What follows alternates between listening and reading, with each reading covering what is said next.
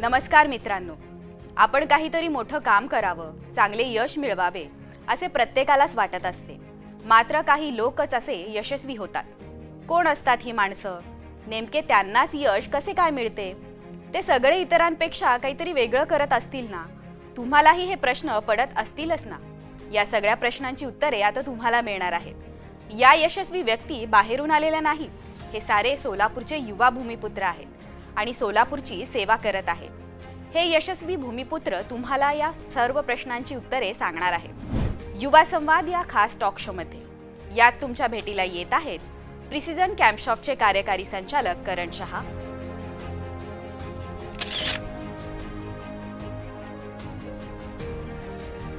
प्रिसिजनचं सुरुवात 6 कर्मचाऱ्यांनी झालं आणि आज बघतोय तर प्रिसिजन हे एक मल्टीनॅशनल कंपनी आहे. मोर देन 2,500 लोक ग्लोबली आपण काम करतात. खूप सारे प्रॉडक्ट्स करतो, खूप साऱ्या कस्टमर्सला आपण सर्व करतो आणि आय थिंक माझ्यासाठी एक खूप फॉर्च्युनेट पार्ट आहे की मी ह्या वाटचालीचा एक हिस्सा बनवू शकतो. तर हे जे ॲक्विजिशन झालं तर याला प्रिसिजन समूहाला याचा कसा फायदा आहे? एका सिंगल प्रॉडक्टवर किती वेळ डिपेंडंट राहायचं, त्यामुळे जे आम्ही बाकीचे तिन्ही कंपनीज अक्वायर केलेत त्यांचा कॅम्पशाफ्टशी काही संबंध नाही.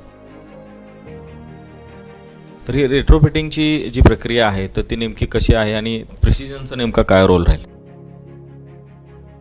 एक छोटासा स्टडी केला की जर आम्ही फक्त 200 सोलापुरातले घंटागाड्या सगळे इलेक्ट्रिक केले तर it is equal to planting 27,000 trees.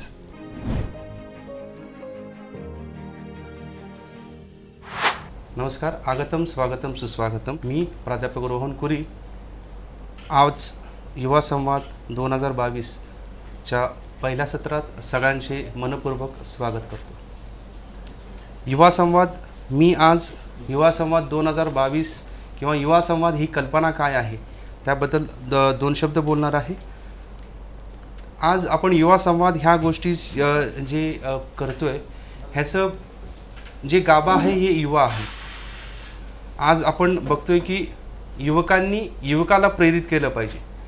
तर याच अनुषंगाने आपण नेहमी आजचे युवक हे नेहमी उद्योजक करू पाहतात, परंतु थोडा वेळ झाल्यानंतर त्यांना असं जाणवतं की लॅक ऑफ मोटिवेशन आणि lack of role model, lack of mentor या सगळ्या गोष्टींमुळे जे आहेत युवक जे आहेत ते पूर्ण उद्योजक बनू शकत नाही. मग ह्याच्यासाठी आज आपण सोलापुरातील 500 युवकांची 500 उद्योजकांचं आपण नाव काढलेलं होतं. त्यापैकी आपण 10 उद्योजक असे जे आहेत ज्यांनी स्वतः एक बेंचमार्क सेट केलेला आहे आणि यात आपण युवा हे शब्द जे वापरतोय, ज्या उद्योजक जे आहेत 40 वर्षाच्या आतील असलेले आणि समाजासाठी स्वतःचं एक बेंचमार्क सेट केलेले, अशा प्रकारे आपण युवा संवाद हे जे कल्पना आपण मांडतो आहे. यात 2 गोष्टी प्रकर्षाने मला सांगायच्या आहेत की आपण युवा संवाद का करतोय आणि का गरज काय आहे. युवा संवाद यासाठी करतोय की मोटिवेशन जे आहे, मोटिवेशन हे असंच मिळत नाही, तर मोटिवेशनसाठी ज्यांनी आपलं स्वतःचं कार्य सिद्ध करून दाखवलेलं आहे त्यांच्या काही अनुभवातून, त्यांच्या काही प्रेरणेतून आपण मोटिवेट होतो. यासाठी एक छोटंसं कल्पना अशी आहे की एक मोटिवेशनसाठी आपण काय करत असतो, तर एक छोटंसं त्यासाठी एक 2 मिनिटाचं एक हे आहे की एक माणूस असे होते की ज्यांना आईने सांगितले की तुला जिंकून यायचं आहे, परंतु अपोजिट साईडला रस्सीखेचच्या अपोजिट साईडला त्या ज्या शर्यतीत जे आहे तिथं बळ जास्त असल्यामुळे इकडच्या साईडला त्यांनी एकटं पडल्यामुळं ते जे रस्सी आहे त्याच्या हातातून खेचत निघत होती, रक्ताच्या धारा पडत होत्या, पण त्या व्यक्तीने ते जे रस्सी आहे लास्टपर्यंत सोडत नव्हतं. मग नंतर त्याला विचारले की अरे मित्रा, तू असं का केला, रक्त सांडत होतं, तू काय तुझा प्रॉब्लेम काय होतं, तू सोडायचं होतं, हाताला काय त्रास झाला नाही का? मग त्यावेळेस त्यांनी सांगितलं की तिथं त्रास हे माझ्या मेंदूला कळत नव्हतं, तर माझ्या आईने जे दिलेले शब्द आहे, जे मोटिवेशन आहे, त्याच्यामुळं मला त्या त्रास जाणीवच झालं नाही. म्हणजे मोटिवेशनचं महत्त्व हे आजच्या जीवनात भरपूर महत्त्वाचं आहे. त्याचप्रमाणे आज आपण आदरणीय श्री करणजी शाह सर यांना यूथ आयकॉन म्हणून आपण बोलवलेलं आहे. तत्पूर्वी मला department of mass communication, school of social sciences, Punyashlok Ahilyabai Holkar, Solapur university सोलापूरचे डायरेक्टर सर आणि HOD चिंचवळकर सर यांना धन्यवाद करायचे की त्यांनी हे माझी कल्पना जी आहे त्यांनी पुढं नेऊन याला एक स्वरूप दिलेलं आहे आणि आज आपण बघतोय की आज त्याचं सत्यात उतरलेलं आहे. आज आपल्या इथे या कार्यक्रमाचे प्रेसिडेंट म्हणून आदरणीय Shri doctor Mrinalini Fadnavis madam, vice chancellor Punyashlok Ahilyabai Holkar, साक्षात सरस्वती, सोलापूरच्या सरस्वती, ज्यांनी या सोलापूर युनिव्हर्सिटीच्या प्रत्येक नागरिकांच्या मनात एक पॉझिटिव्ह स्थान निर्माण केलेलं आहे शैक्षणिकसाठी.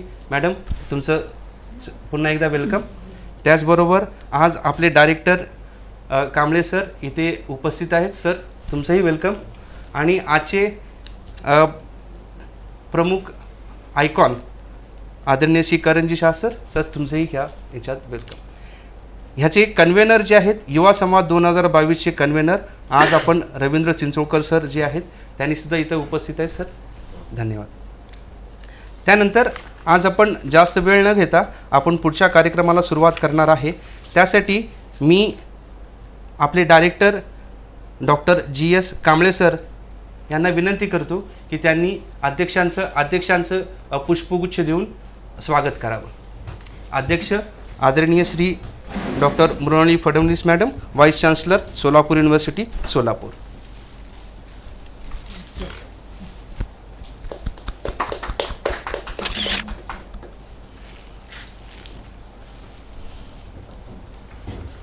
त्यानंतर आज आपल्याला या कार्यक्रमासाठी एका फाउंडेशनची मदत लागलेलं आहे आणि त्या फाउंडेशननी असं हे केलेलं आहे की आजचे जे युवा आयकॉन जे आहेत त्यांना यूथ आयकॉन 2022 या अवॉर्डनी सन्मानित करण्यासाठी आणि ते सन्मान करण्यासाठी आदरणीय मॅडम मृणालिनी फडणवीस मॅडम यांना मी विनंती करतो, आजची यूथ आयकॉन करण शाह सर यांना पुष्पगुच्छ देऊन स्वागत करून त्याचप्रमाणे ट्रॉफी देऊन त्यांचं यूथ आयकॉन म्हणून गौरव करावा. यूथ आयकॉन यूथसाठी खरंच आयकॉनिक असे ठरलेले ते ज्यांनी आपल्या कार्यातून सिद्ध केलेलं आहे. यूथसाठी एक प्रेरणास्रोत असे श्री करणजी शाह सर. यानंतर मॅडमने मी विनंती करेन त्यांनी 2 शब्द बोला. आज पुण्यश्लोक अहिल्यादेवी होळकर, सोलापूर युनिव्हर्सिटी सोलापूर आणि युवा संवाद 2022 यांच्या संयुक्त विद्यमाने आणि त्याच्याबरोबर मिस्टर करण शाह यांनी जे एक विशेष आपल्याला प्रिसिजन फाउंडेशन यांच्या माध्यमातून एक सौजन्य दाखवलेलं आहे. या सगळ्यांचं प्रथम मी इथे स्वागत करते. या विद्यापीठामध्ये ज्या स्टुडिओत आपण बसलेलो आहोत त्याच्यामध्ये आमच्या सगळ्याच डायरेक्टर्स, टीचर्स जी काही त्यांनी मेहनत घेतली आहे त्याच्यामुळे आज आपण इथे हा एक शो घेऊ शकतो आहोत. आणि मला आनंद याच्याकरता आहे की युवा संवाद हा एक खूप महत्त्वाचा युवांच्या विकासासाठी मुद्दा आहे. याचं कारण असं की एक असं सॅच्युरेशन पिरियड पूर्ण मी तर म्हणेन जगातच आलेलं आहे की आता नोकऱ्या हा मिळणं काही सोपं राहिलेलं नाही आणि नोकऱ्या मिळवण्याकरताही जे स्किल लागतं ते सुद्धा मला शिकवावं लागतं की तुम्ही इंटरव्ह्यू कसा द्या किंवा त्याच्यामध्ये तयारी कशी करा. तर मग त्याच्या व्यतिरिक्त काय पर्याय असू शकतो, तो जो पर्याय आहे तो आहे की तुम्ही आपल्या पायावर स्वतः उभं राहायचं. दॅट इज सेल्फ एम्प्लॉयमेंट, आत्मनिर्भरता. आणि त्याच्याकरता हा पुढाकार मिस्टर रोहन कुरे यांनी घेतलेला आहे. त्याच्यामुळे त्यांचं मी अभिनंदन करते आणि त्याच्याकरता साथ मिस्टर करण शहानी दिली आहे त्याचं पण मी अभिनंदन करते.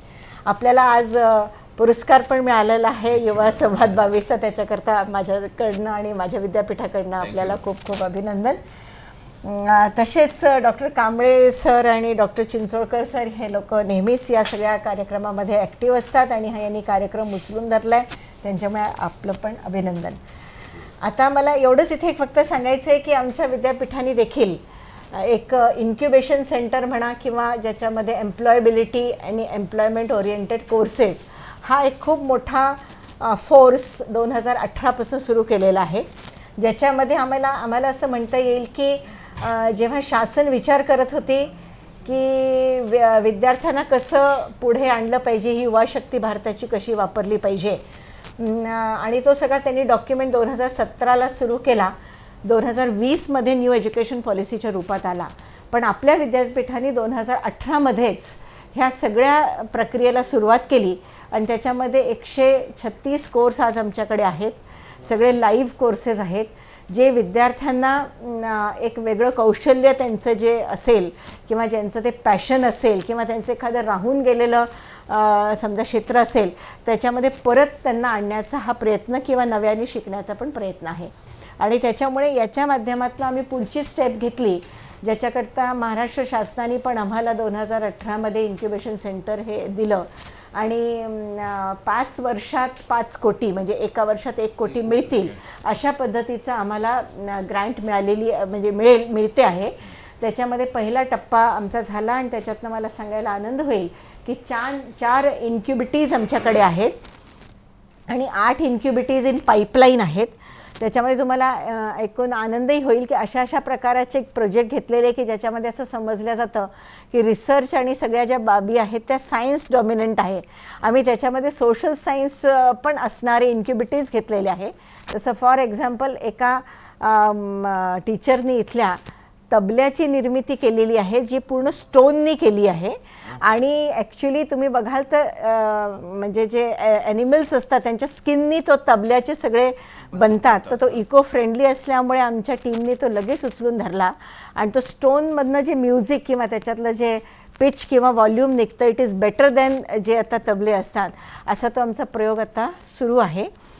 असे खूप इनोव्हेटिव्ह प्रोजेक्ट्स आता इथे येत आहेत आणि त्याच्याबरोबर आम्ही Rajiv Gandhi science and technology centre आणि आता रिसेंटली आम्ही बार्क म्हणजे बाबा ॲटॉमिक रिसर्च सेंटर यांच्याकडनं 14 टेक्नॉलॉजी ट्रान्सफर्स आमच्याकडे घेतलेले आहेत.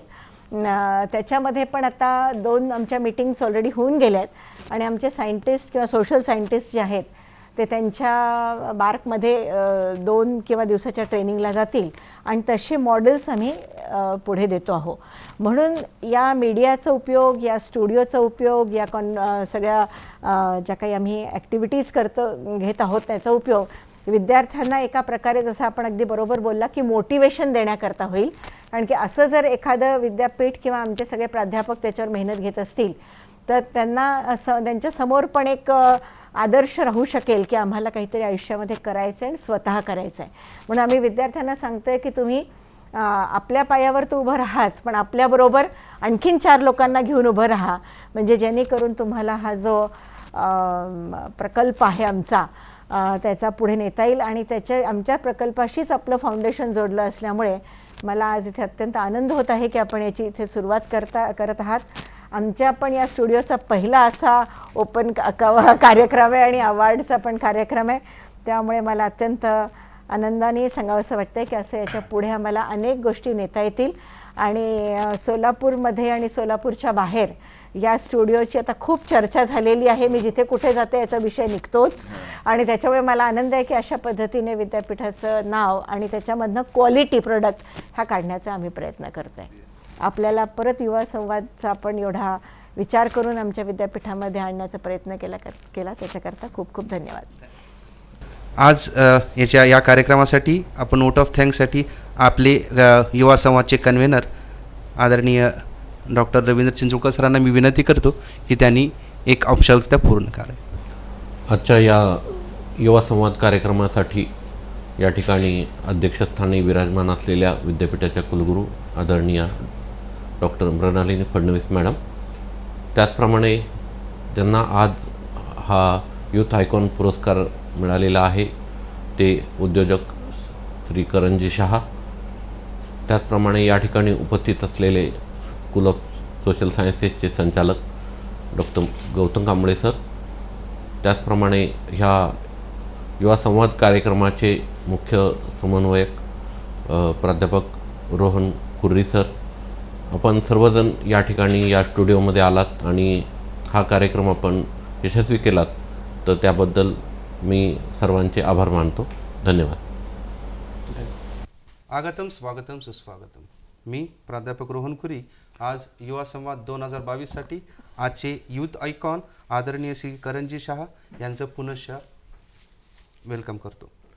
आज आपण यूथ आयकॉन हे जे गौरव जे आहे सरांना दिलेला आहे त्याच्या पार्श्वभूमी अशी आहे की आज आपण युवा संवाद 2022 आणि यूथ आयकॉनचं हे करताना सोलापुरातील 500 उद्योजकांचं जे आज काम करत आहेत त्यापैकी एक 10 उद्योजक ज्यांनी आपलं स्वतःचं बेंचमार्क क्रिएट केलेलं आहे, ज्यांनी आजच्या युवकांना प्रेरित होईल असं काही काम केलेलं आहे, असे काही एक 10 उद्योजकांचं आपण स्क्रीनिंग केलेलं होतं. त्यापैकी आपण पहिल्या सत्रात 5 उद्योजक आणि दुसऱ्या सत्रात 5 उद्योजक असे आपण युवा संवादच्या सिरीज चालवणार आहे.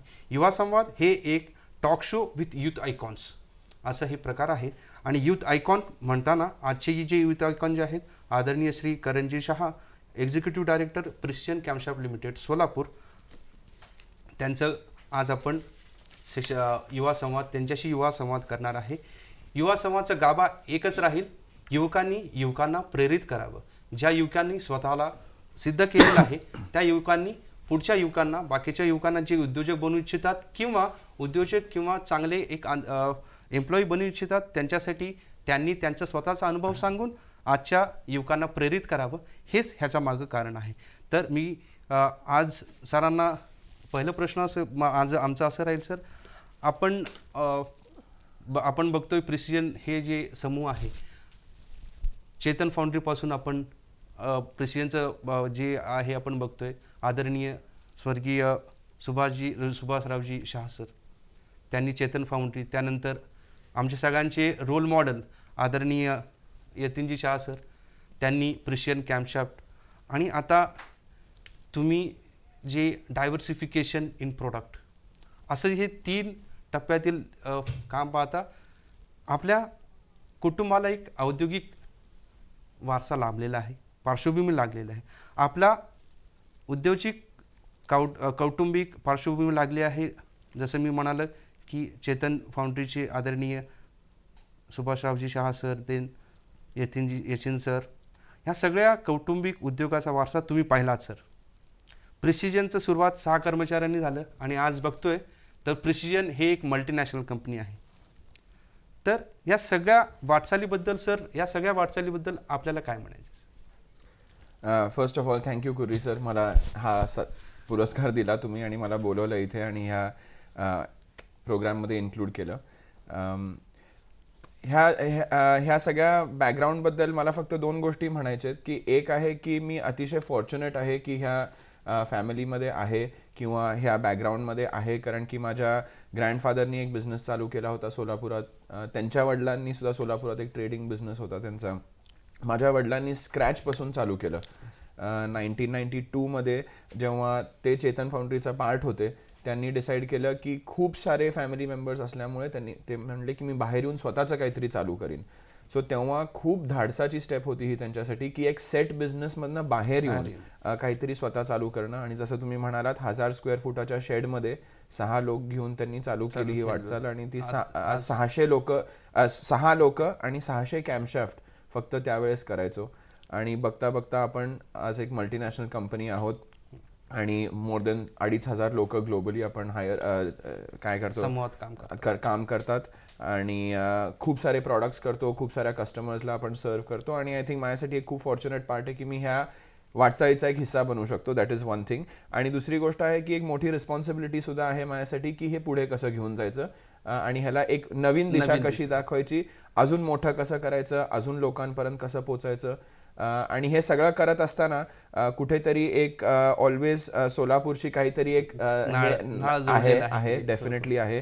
त्यामुळे मी बरेच वर्ष अमेरिकेत शिकलो, राहिलो, 10 वर्ष होतो तिथे ऑलमोस्ट, काम केलं, शिकलो सगळं काही. पण after a certain point of time असं डिसाईड केलं की जे म्हणजे मी इथे जन्मलोय, माझे फादर इथले आहेत, माझे ग्रँडफादर इथले आहेत, तर इथल्या इंडस्ट्रीला किंवा इथल्या फ्युचरला जर कॉन्ट्रीब्यूट करता आलं तर माझ्यासाठी एक खूप मोठी गोष्ट होती. सो मी डिसाईड केलं की परत येऊन जॉईन करावं. सो नक्कीच, म्हणजे आपण मित्रांनो जाणून घेऊ शकता की आपण बघतोय बरेचसे लोक जे आहेत औद्योगिक कुटुंबातून असतात परंतु ते सस्टेन होत नाहीत. पण 1चं 2, 2चे 4, 4चे 1000 या ज्या वाटचाली आहेत त्या म्हणजे प्रशंसनीय आहेत.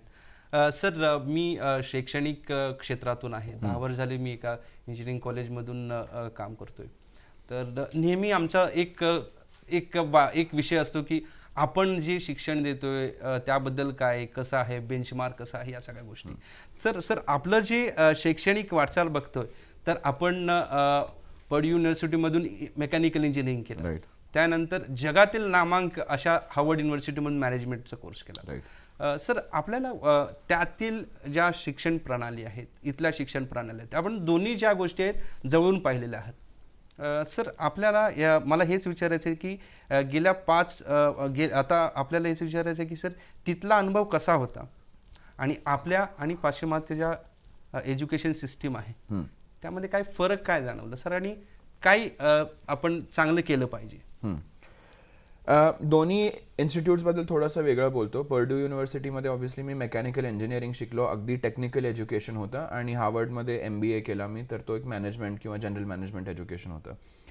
डिफरन्सेस जर सांगायला गेलं, मेकॅनिकल इंजिनिअरिंग शिकत असताना सुद्धा मी म्हणू शकतो की 70% जास्ती जे काय क्लास वर्क होतं किंवा शिकत होतो आम्ही क्लासमध्ये ॲप्लिकेशन ओरिएंटेड होतं.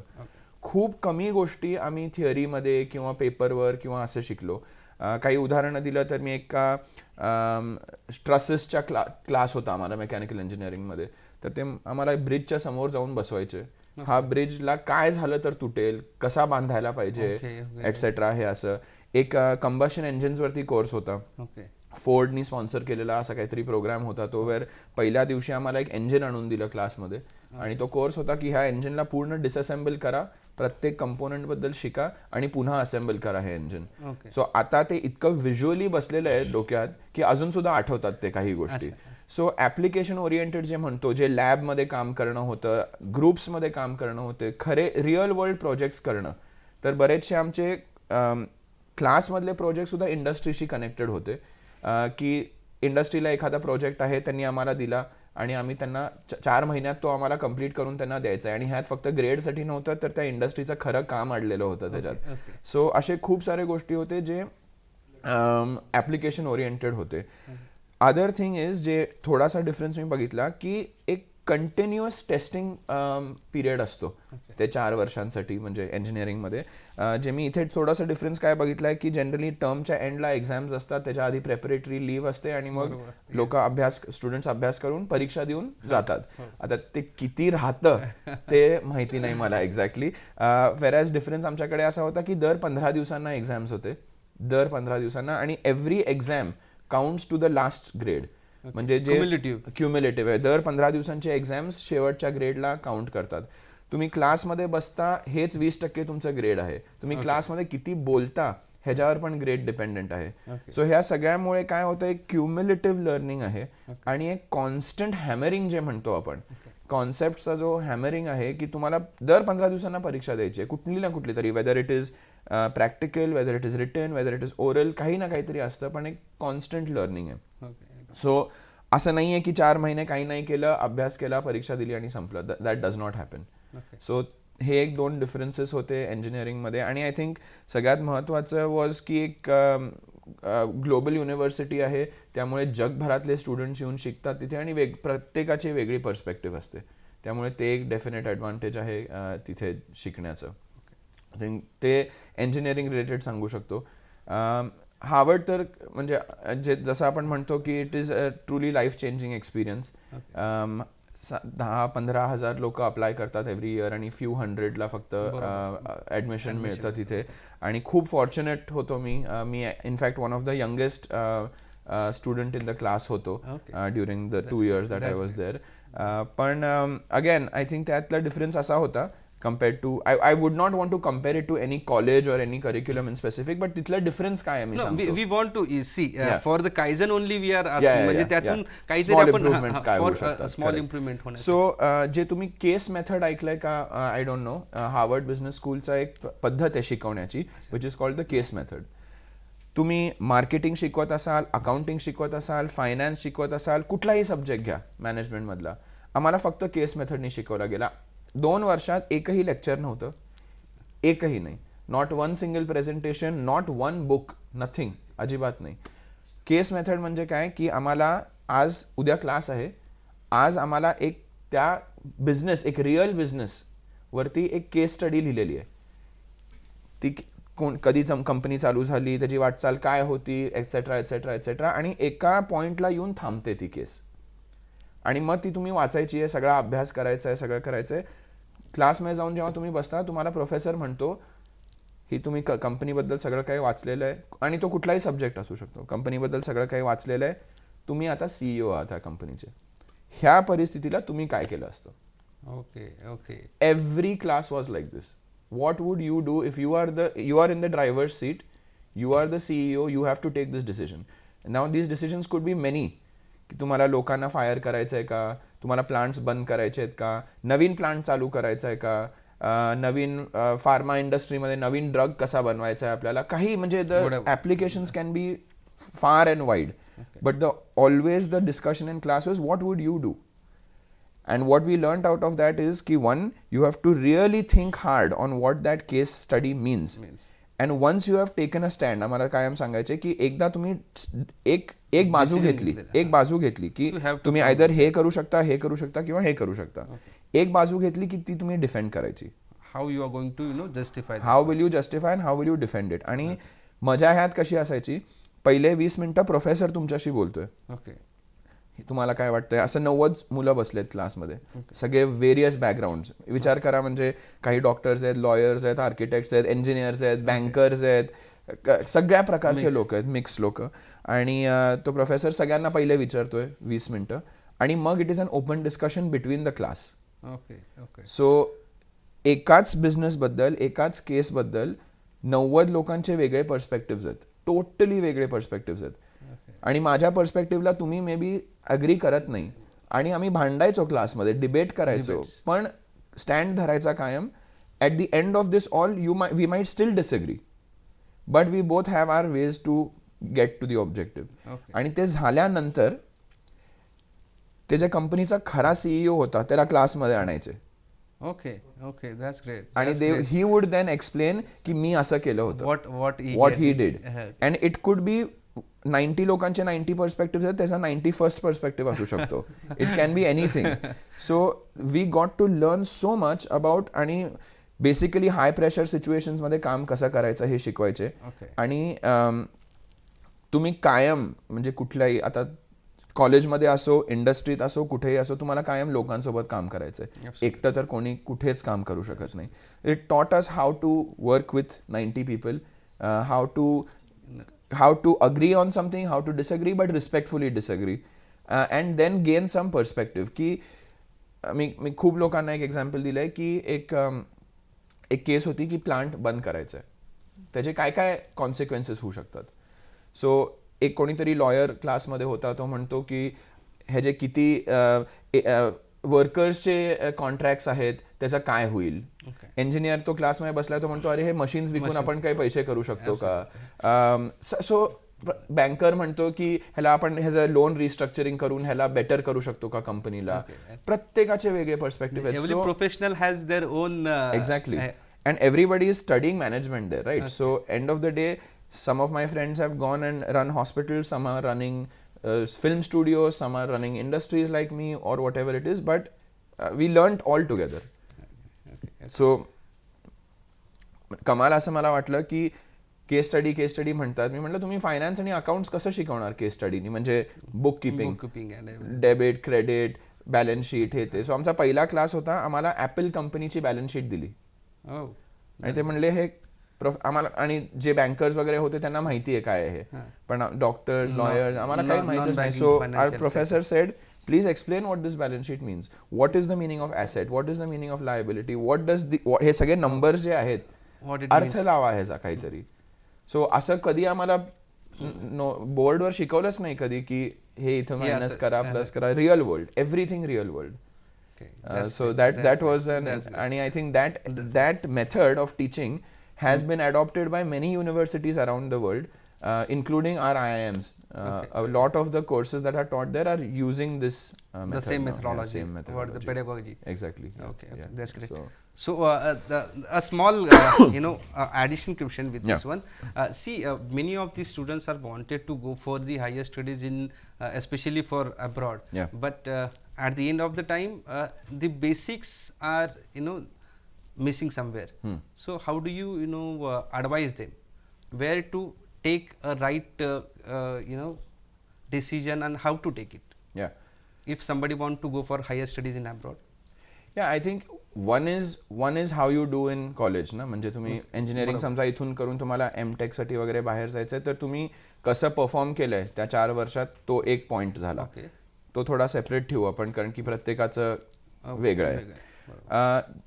दुसरी गोष्ट आहे की the openness to that change ना. आपण जनरली काय म्हणतो, it's not easy first of all.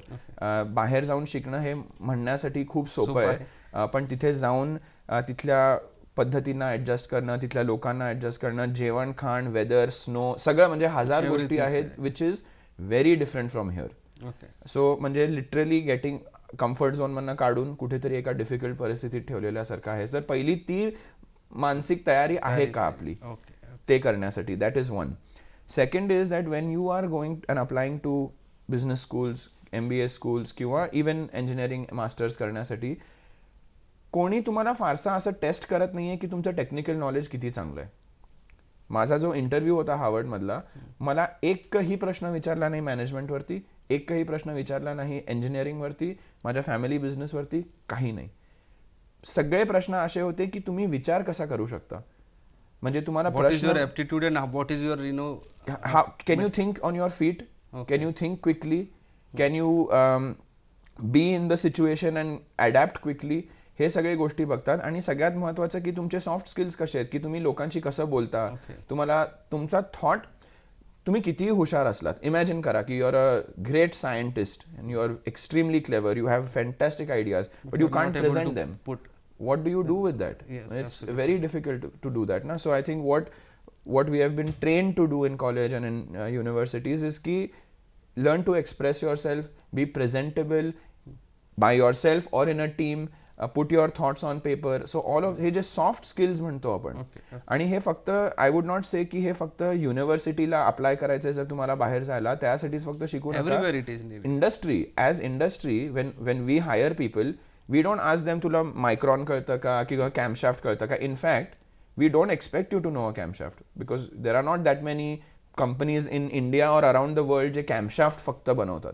So we consider it our responsibility to train you की कॅमशाफ्ट कसा असतो, तो कसा बनवायचा, त्याचे प्रोसेसेस काय आहेत. पण तुम्हाला मॅनेजमेंट समोर थांबून बोलता येतं का, तुम्हाला कस्टमरशी फोनवर बोलता येतं का, तो ब्राझीलमध्ये बसलाय कस्टमर, तुम्ही रात्री 12ला थांबणार का त्या कॉन्फरन्स कॉलवर त्यांच्या टाइमला, तुम्ही हे सगळे गोष्टी करणार का. So these are the things that we are actually looking for in industry. How to think and soft skill. Correct. Yes. Sir आता आपण हे बघितलं की आपण 2017 मध्ये प्रिसिजनच्या इथं जे आहे business development and strategic growth म्हणून आपण जॉईन झाला होता. मग आज आपण बघतोय की आज एक्झिक्युटिव्ह डायरेक्टर या पोझिशनला. सर या सगळ्या ह्याच्यामध्ये आपली जबाबदारी तुम्ही जेव्हा स्वीकारलात, आपण कार्यकारी संचालक अर्थातच एक्झिक्युटिव्ह डायरेक्टर म्हणून कार्य करताना, बिझनेस फॅमिली जॉईन करताना आपण काय विचार केला होता? गेल्या 5 वर्षामधील प्रिसिजनचा अनुभव आपला कसा होता? कोणत्या वेगवेगळ्या आव्हानांना सामोरे गेलात, म्हणजे what exactly challenges you faced? एक तर डिसिजन टू जॉईन PCL, माझ्या पेरेंट्सनी मला कधीही फोर्स केलं नाही की तुला इथे परत यायचंच आहे, तुला हा बिझनेस जॉईन करायचाच आहे, पुढे जायचं. इनफॅक्ट माझे पप्पा म्हणायचे कायम की जर तू बरोबर शिकलेला नशील आणि एक्सपिरियन्स नशील तर I will find a CEO to do this job. So it is not necessary की तुला तयार जॉब आहे इथे. So first of all that is in a light mode, but still. 2016 मध्ये जेव्हा मी हार्वर्डमधनं ग्रॅज्युएट होत होतो, तेव्हा PCL as a company was at a very inflection point म्हणू आपण, म्हणजे एक नवीन काळ चालू होणार होता फॉर फ्यू रिझन्स. एक 2016 मध्ये कंपनी पब्लिक मार्केट्समध्ये लिस्टिंग झालं होतं स्टॉक एक्सचेंजेसवरती. राईट. सो 2016 मध्ये ते झालं. ते करत असताना आम्ही फंड्स रेज केले की पुढच्या ग्रोथ स्टोरीसाठी. तेव्हा असा एक विचार सुद्धा इंटरनल मॅनेजमेंट टीममध्ये चालू होता की डायव्हर्सिफिकेशन करायला पाहिजे कंपनीचं. 25 वर्ष आपण एक गोष्ट करतोय, एका लेवलला पोहोचलोय, आता आपण वेगळ्या गोष्टी करायला पाहिजे. ते करत असताना 2 विचार होते. एक तर ऑर्गॅनिकली करू शकता, म्हणजे नवीन फॅक्टरी सेटअप करा, नवीन बिझनेस शोधा, नवीन डेव्हलप करा आणि विका. हे एक ऑर्गॅनिक आहे, ते तर करतोच आपण. पण एक इनऑर्गॅनिक ग्रोथ जे ॲक्विजिशन राऊट म्हणतो आपण, तो एक विचार चालू होता तेव्हा. मी ग्रॅज्युएट झाल्यानंतर माझ्याकडे ऑपॉर्च्युनिटीज अमेरिकेत काम करायला भरपूर होते. आणि पण तेव्हा माझ्या वडिलांबरोबर, माझ्या आईंबरोबर, काही मॅनेजमेंट टीमबरोबर जे डिस्कशन झालं की अशा point of the journey in the company me miss नाही करायला पाहिजे.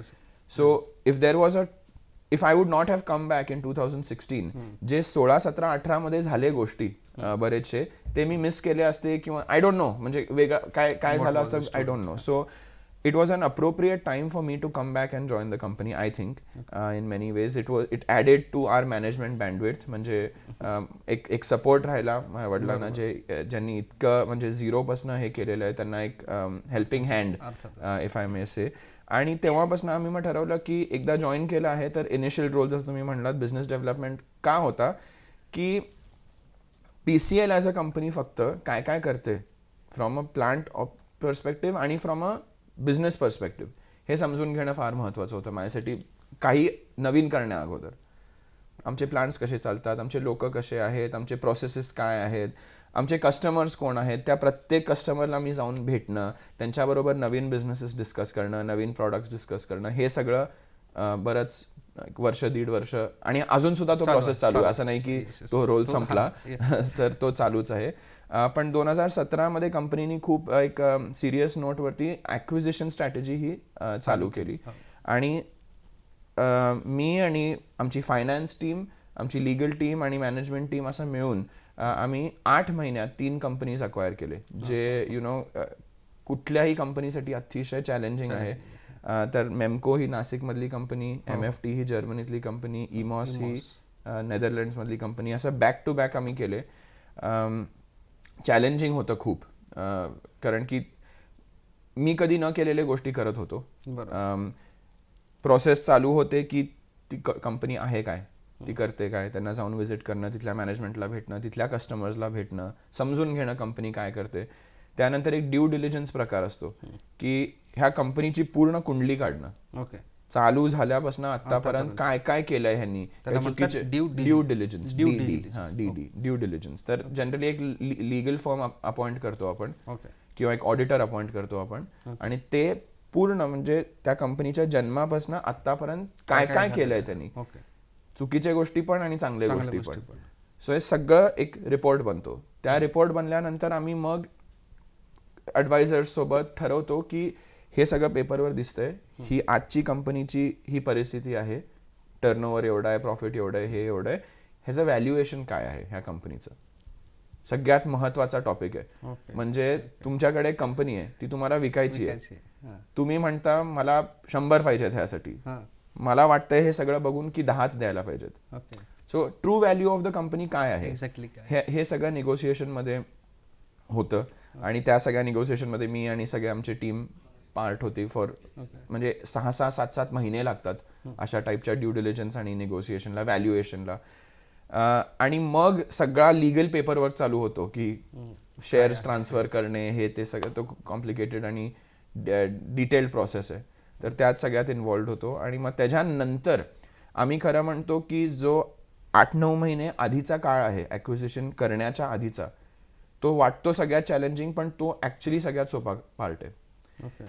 The difficult part starts Wien the company is yours. Because आता आपण म्हणू शकत नाही, एक्झॅक्टली. सो आता आपण म्हणू शकत नाही की त्यांचा प्रॉब्लेम आहे, त्यांची कंपनी आहे, ते त्यांनी असं केलं, आपलंच आहे सगळं. हा, त्यांचे सगळे प्रॉब्लेम्स आपले प्रॉब्लेम झाले, त्यांचे सगळे चांगले गोष्टी पण आपले झाले. जे आपण म्हणतो ना की खाल्ल्यानंतर पचायला वेळ लागतो थोडा, बरोबर, डायजेशनला वेळ लागतो. ह्या 3 कंपनीजला आम्हाला डायजेस्ट करायला 2 वर्ष लागलेत. It has not been easy at all. आणि प्रत्येक ठिकाणचे वेगळे प्रॉब्लेम्स आहेत. आता नाशिकमधली कंपनी आहे, तिथले वेगळे प्रॉब्लेम आहेत. जर्मनीत कंपनी आहे, क्रॉस कल्चरल डिफरन्सेस आहेत, तिथले वेगळे प्रॉब्लेम आहेत. इमॉस कंपनी आहे, टोटली नवीन आहे आमच्यासाठी EV स्पेसमध्ये, तिथले नवीन प्रॉब्लेम्स आहेत. सो ह्या सगळ्यांना एकत्र करून आणणं, सगळ्या लोकांबरोबर सगळ्यांचे हात घेऊन आपल्याला पुढे जायचंय. So very challenging periods, but I think we are over. जे आपण हम्प म्हणतो ना, त्याच्यावरनं आम्ही आता आलो down- आहे okay, हां okay. सो आता इथून फक्त ग्रोथ दिसते so that is I think that is the That's experience truly good, sir. आपल्यातल्या कोणाला काय विचार आहे? नमस्कार सर. जसं आता तुम्ही म्हणत होता की 3 कंपन्यांचं केवळ 8 महिन्याच्या कालावधीमध्ये प्रिसिजननी ॲक्विजिशन केलं. तर माझा प्रश्न असा आहे की तर हे जे ॲक्विजिशन झालं तर याला प्रिसिजन समूहाला याचा कसा फायदा आहे? कारण हे जे कंपनीज आहेत ते वेगवेगळ्या प्रकारचं उत्पादन करतात. Correct. तर प्रिसिजन समूहाला याचा कसा फायदा आहे आणि बाजारपेठ आणि ग्राहक यांच्या दृष्टीने या ॲक्विजिशनचं काय महत्त्व आहे? राईट आय थिंक डायव्हर्सिफिकेशन जेव्हा आपण बोलतो कंपनीचं किंवा जेव्हा आपल्याला ग्रोथ करायची आहे कंपनीची ती जसं मी आधी म्हणलं की ऑर्गॅनिकली आणि इनऑर्गॅनिकली होऊ शकते. ऑर्गॅनिकली तर आपण करतोच आहे. सोलापूरच्या प्लांट्समध्ये आपण वेगळे प्रॉडक्ट्स करतो, वेगळ्या कस्टमर्सला भेटतो वगैरे वगैरे आणि ती एक डायव्हर्सिफिकेशन स्ट्रॅटेजी आहे. दुसरी आहे की किती वेळ after you reach a certain level how many Naveen plant आपण बांधणार, how many times greenfield proper म्हणजे सगळं डेव्हलपमेंट करणार. 3, 4, 5 वर्ष लागतात. जोपर्यंत तुम्ही प्लांट बांधकाम चालू करता तोपर्यंत रेव्हेन्यू येतो. त्यापेक्षा एक वेगळी स्ट्रॅटेजी आहे की जे एक्झिस्टिंग कंपनीज आहेत जगभरात जे चांगला बिझनेस करतायत त्यांना आपण टेक ओव्हर करून तो बिझनेस अजून वाढवायचा. आणि ते ऑपॉर्च्युनिटी कशी येते की फॉर एक्झाम्पल एखादी कंपनी आहे ज्यांना कोणी सक्सेसर नाही आहे तर ती काय करणार त्या कंपनीचं, किंवा कुणाला तरी वाटतं की ही जी कंपनी आहे आमच्या ग्रुपमधली ही आमच्या स्ट्रॅटेजीत आता बसत नाही आहे त्यामुळे आम्हाला ही विकायची आहे पण आम्हाला बसते ती आमच्या स्ट्रॅटेजीमध्ये. सो असे काही ऑपॉर्च्युनिटीज कायम येत असतात. सो कायम मार्केटमध्ये एक सर्च चालू असतो की काय असे इंटरेस्टिंग ऑपॉर्च्युनिटीज आहेत. एक आम्ही जो एकदम क्लिअर स्ट्रॅटेजिक डिसिजन घेतला होता की जे डिस्ट्रेस्ड कंपनीज आहेत म्हणजे बुडालेत, खूप प्रॉब्लेम्स आहेत, लोन्स आहेत, लोक नाही आहेत, हे नाही आहेत, एकदम स्वस्तात मिळतात हे कंपनीज, मग ते घ्या आणि त्याला सगळं त्याचा क्लीनअप करा. हे आम्ही डिसाईड केलं आम्ही हे नाही करणार कारण की आमची ही एक्सपर्टीज नाही आहे. टर्न अराउंड करणं कंपनी ह्या टोटली डिफरंट एक्सपर्टीज आहे, हे आम्ही नाही करणार. आणि डिफिकल्ट परिस्थितीतनं बाहेर काढा आणि त्याचं सगळं म्हणजे खरकटं साफ करा हे आमचं काम नाही आहे. What we decided to do rather is to look at healthy companies ज्यांचे मॅनेजमेंट्स चांगले आहेत, ज्यांचे प्रॉडक्ट्स चांगले आहेत, जे आम्ही कंपनी ग्रोथ ऑपॉर्च्युनिटी दिसते. सो असे कंपनीज आम्ही अक्वायर केले. ह्यातनं झालं काय की 1993 पासून 2017 पर्यंत precision camshafts limited was a single product company. वेगळे वेगळे कस्टमर असतील, वेगळे वेगळे इंजिनसाठी आम्ही बनवत असू पण फक्त कॅम्पशाफ्ट्स बनवतोय. Right. Obviously as an owner, as a stakeholder we have always a risk की what happens when something changes in the industry. तेव्हा एका सिंगल प्रॉडक्टवर किती वेळ डिपेंडंट राहायचं. त्यामुळे जे आम्ही बाकीचे 3 कंपनीज अक्वायर केलेत त्यांचा कॅम्पशाफ्टशी काही संबंध नाही आहे. संबंध कशाची आहे, आमचं नॉलेज कुठे आहे, ऑटोमोटिव्ह इंडस्ट्रीमध्ये नॉलेज आहे. आणि क्रिटिकल मशीनिंग म्हणजे एखाद्या पार्टला मशीनिंग करून त्याला कस्टमरला देणं हे आम्हाला खूप चांगलं कळतं. तर असे कंपनीज आम्ही शोधले. सो नाशिकमधली जी मेमको म्हणून कंपनी आहे आपली त्यात आपण इंजेक्टर्सचे पार्ट्स बनवतो. फ्यूल इंजेक्शनमध्ये जे पार्ट्स लागतात जे मायक्रॉनमध्ये अगदी मायक्रॉन्समध्ये. म्हणजे तुम्ही विचार करा इतकासा पार्ट आहे त्याला साधारण 2000 बार प्रेशर त्याच्या आत तरी सस्टेन करायला पाहिजे. सो हे सगळे स्टीलमधले बनलेले पार्ट्स आहेत. तो टोटली डिफरंट प्रोफाईल आहे, टोटली डिफरंट कस्टमर्स आहेत. म्हणजे PCLचे कस्टमर्स आणि मेमकोचे कस्टमर्स टोटली सेपरेट आहेत. तिसरी कंपनी MFT जी आहे तिथे पण बॅलन्सिंग शाफ्ट्स, गिअर्स, वेगळे वेगळे प्रिझमॅटिक पार्ट्स हे वेगळेच पार्ट्स आहेत टोटली आणि तिथले पण कस्टमर्स वेगळे आहेत. सो 3 कस्टमर्सचा स्प्रेड वाढला. सो यू आस्ट की प्रिसिजनला काय फायदा झाला आहे. आणि एक तर आम्ही वेगळे वेगळे प्रॉडक्ट्स करतो आता. फक्त कॅम्पशाफ्ट्स नाही, ॲज अ ग्रुप आम्ही खूप प्रकारचे प्रॉडक्ट्स करतो. दुसरी गोष्ट आमचा कस्टमर बेस खूप वाढलेला आहे. त्या कस्टमर बेस वाढल्याने काय होतो की क्रॉस सेलिंग ऑपॉर्च्युनिटी जी म्हणतो आपण ती येते. आणि मी एक सिम्पल उदाहरण देतो. मेमको कंपनीचा एक मोठा कस्टमर आहे बॉश इंडिया, जिथे फ्यूल इंजेक्टर्स आम्ही विकतो. MFT कंपनी जर्मनीत आहे. जर्मनीत Bosch is a German company. मग आम्ही बॉशला जेव्हा अप्रोच केला आम्ही म्हणलं की मेमको आम्ही तुम्हाला 30 वर्षांसाठी सप्लाय करतोय हे पार्ट्स इंडियात. तुमची कंपनी जर्मनीत बेस्ड आहे, आमची पण एक कंपनी तिथे आहे, आम्ही हेच प्रॉडक्ट तुम्हाला तिथून का नाही करून देऊ शकत. तर तिथून असे नवीन आयडियाज येतात. सो MFTला नवीन बिझनेस मिळाला बॉशकडनं because of the existing relationship. आता तसंच नवीन आहे की फोर्ड आमचा एक खूप मोठा कस्टमर आहे PCL साठी. तो आम्ही MFTकडे जाऊन म्हणजे MFTच्या थ्रू अप्रोच करतो फोर्डला आणि आम्ही म्हणतो की कॅमशाफ्ट नाही पण वेगळे पार्ट्स आम्ही तुम्हाला करून देऊ शकतो का. सो तो we already have an open door with the customer but we can sell new products to them. So basically जे आपण म्हणतो की शेअर ऑफ बिझनेस वाढवावा कुठल्याही कस्टमरसोबत, ती ऑपॉर्च्युनिटी मिळते वेगळे वेगळे प्रॉडक्ट्स विकून. आणि एकच जण वेगवेगळ्या प्रकारच्या घेतात तर आपले ज्या 4 प्रोडक्ट आहेत ते त्यांना हा, केल्यानंतर club ऑटोमॅटिक करून. बाजारपेठ वाढणार आहे आणि घेणारे जे आहेत ते एकटेच आहेत आणि आपले वेगवेगळ्या कंपनीतून त्यातून अपॉर्च्युनिटी हे केलेलं आहे. एक्झॅक्टली. सो हे ते 3 कंपनीजचं झालं. आणि जी इमॉस म्हणून कंपनी आहे नेदरलँड्समध्ये ती टोटली डिफरंट आहे. ती EV स्पेसमध्ये आहे आणि ती करण्यासाठीचा उद्देश असा होता की हे सगळे जे बाकीचे कंपनीज आहेत PCL, MEMCO, MFT हे सगळे ऑटोमोटिव्ह इंजिन स्पेसमधले कंपोनंट्स आहेत. जर आपण असा विचार केला की पुढच्या 30 वर्षात सगळं काही इलेक्ट्रिक झालं, गाड्या, 2 व्हीलर्स, ह्या तिन्ही कंपनीजचं फ्युचर काय आहे. ऑब्व्हियसली आम्हीच आता नवीन प्रॉडक्ट असे डेव्हलप करायला चालू केलेत इथे सुद्धा की जे कुठल्याही गाडीत लागतील. पण EV स्पेसमध्ये उतरण्याचं ते कारण होतं की फ्युचर प्रूफ असायला पाहिजे कंपनी. तेव्हा ती कंपनी अतिशय छोटी 20 लोकांची कंपनी होती आणि ती आम्ही घेऊन मग मागच्या 3 वर्षात अतिशय वाढवली आहे. So that is the basic logic. Sir अर्थातच ॲक्च्युली काय हे क्वेश्चन थोडंसं आउट ऑफ बॉक्स असलं तरी म्हणजे सोलापुरात आता तुम्ही ऑटोमोबाईल स्पेशालिटी आहात त्यामध्येच काम करतात की काही विषय नाही, पण तू जरा या कधी आपण IT मध्ये सुद्धा काही विचार करणार आहात का डायव्हर्टिफिकेशनसाठी. सोलापूरमध्ये IT वगैरे आपण ऐकलेलं आहे. मे बी इमिडिएटली नाही, परंतु जेवढं जास्ती EV येत जाईल आणि आमचा पण EV बिझनेस असल्यामुळे आता तो आम्ही टेक्नॉलॉजी इंडियाला आणतोय नेदरलँड्सहून आणि एक इलेक्ट्रिक कमर्शियल व्हेकल्समध्ये आम्ही काय एंटर करतोय. इलेक्ट्रिक व्हेकल स्पेसमध्ये जनरली फक्त व्हेकल नाही बघितली जात पण त्याच्या आजूबाजूची इकोसिस्टम बघितली जाते. इकोसिस्टम म्हणजे काय की तुम्ही चार्जिंग कसं करणार, ऑन बोर्ड डायग्नोस्टिक्स कसं करणार, ओव्हर द एअर रिपेअर्स कसे करणार. सो ह्या सगळ्याला एक IT इन्फ्रास्ट्रक्चर लागतंच. तर ते आम्ही डेव्हलप करतोच आहे पण I would not steal some time away some time. Sir माझा प्रश्न असा आहे की जगभरामध्ये ई मोबिलिटीचं इंडस्ट्री मोठ्या प्रमाणात वाढते आणि प्रिसिजननं ई मोबिलिटीमध्ये प्रवेश केलेला आहे. आपण मध्यम आकाराची रेट्रोटेड जी बस आहे मध्यम आकाराची ती आपण लॉन्च केली आणि त्या माध्यमातूनही त्या फील्डमध्ये आपला प्रवेश झालेला आहे. आपण सोलापूर महापालिकेसोबत इलेक्ट्रिक बस इलेक्ट्रिक घंटागाड्याच्या संदर्भात सुद्धा करार केलेला आहे सर. तर ही रेट्रोफिटिंगची जी प्रक्रिया आहे तर ती नेमकी कशी आहे आणि त्याच्यामध्ये आपलं प्रिसिजनचा नेमका काय रोल राहील. Right sir. आमची थोडंसं बॅकग्राऊंड पहिले देतो की आमची जी EV कंपनी आहे नेदरलँड्समध्ये ती मागच्या 12 वर्षांपासून ई मोबिलिटी स्पेसमध्ये काम करते. त्यामुळे अशी स्टार्टअप नाही आहे, खूप टेक्नॉलॉजी डेव्हलप केलेली आहे. आपण आत्तापर्यंत 600-700 ट्रक्स आणि बसेस विकले आहेत आत्तापर्यंत आणि 10 करोडपेक्षा जास्ती किलोमीटर फिरलेत हे बसेस युरोपमध्ये. त्यामुळे डेटा आणि टेक्नॉलॉजी भरपूर आहे आपल्याकडे. ती टेक्नॉलॉजी आपण इंडियाला आणण्याचा प्रयत्न करतोय. पण इंडियाला आणताना फक्त तिथून उचलून आणणं हे कधीच चालणार नाही, कारण की आपले रस्त्याची परिस्थिती, आपले टेम्परेचर्स, आपलं पाऊस, आपले चालवण्याची पद्धती सगळी वेगळी आहे.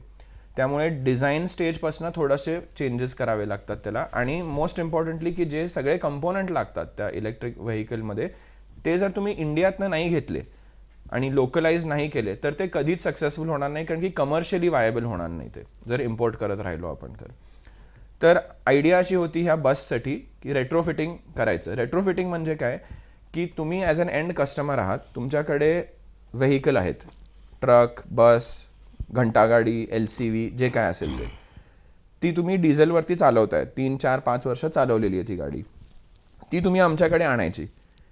ती व्हेकल आम्ही पूर्णपणे त्याचा कंबस्शन पॉवर ट्रेन जी आहे म्हणजे डिझेल किंवा पेट्रोल रिलेटेड जे काय लागतं त्या गाडीत, स्टार्टिंग विथ इंजिन, त्यानंतर transmission, gearbox, exhaust system, fuel tank सगळं काढून टाकतो आम्ही. पूर्ण काढून टाकल्यानंतर त्या गाडीचं पूर्ण डिटेल इन्स्पेक्शन होतं की विदाऊट इंजिन ती गाडी तरी चांगल्या परिस्थितीत आहे का नाही, म्हणजे त्याची चॅसी, त्याची बॉडी, त्याचं सस्पेन्शन हे सगळं ठीक आहे का नाही हे पहिले आम्ही बघतो. जर नसेल तर ते आम्ही पहिले रिपेअर करतो फर्स्ट थिंग. त्याच्यानंतर आम्ही त्या व्हेकलसाठी पूर्ण इलेक्ट्रिक ड्राईव्हलाईन जी आहे ती डिझाईन करतो इन हाऊस. त्यासाठी जे काय सॉफ्टवेअर्स लागतात ते सगळे आपण इन हाऊस राईट करतो पूर्णपणे IT टीम सोबत पूर्ण.